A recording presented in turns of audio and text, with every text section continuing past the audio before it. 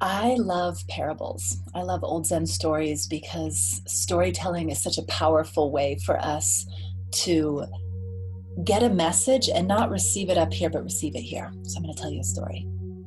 There is this old Zen story about the wind and the sun, and they were debating who is more powerful. And after going back and forth, they finally decided, well, let's do a competition. And whoever wins this competition, then they will be the more powerful one. And so they decided, they saw a man walking down the street with a jacket on.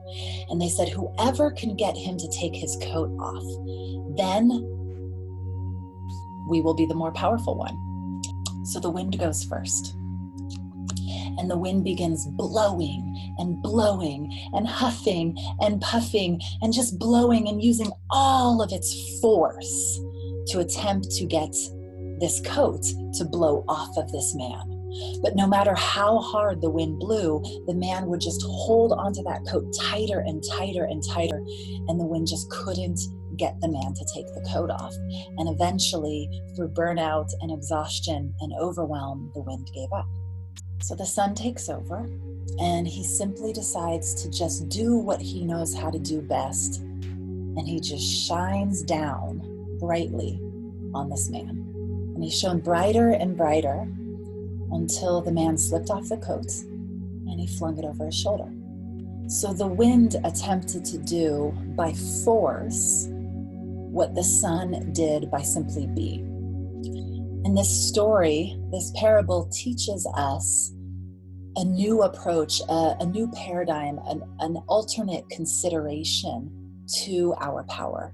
One that is more about surrender, relaxed determination, tuning into our unique gifts and our unique ability to rise up and be in our truth and our power and our strength, not through a place of force and pushing and grasping and control, but through simply just being ourselves.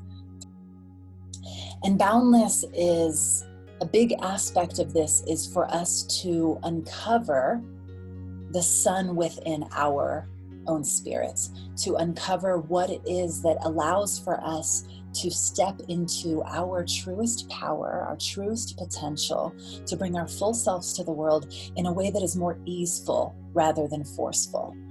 To dive deep into shadow work and self-discovery work that allows us to see the brightness so that we can shine and create the transformation that we want to create in our lives and in this world in a way that doesn't feel like we're forcing, poking, and prodding, but rather we're inviting these things into our life.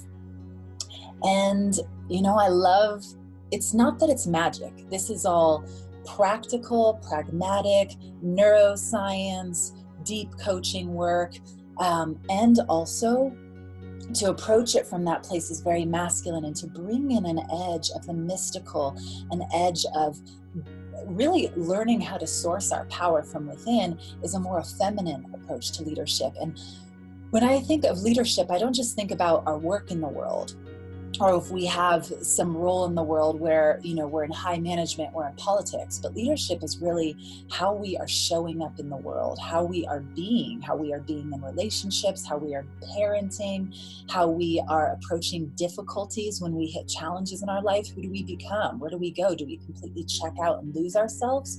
Or have we cultivated that inner resiliency and that inner strength so that when the going gets tough, we don't completely fall apart?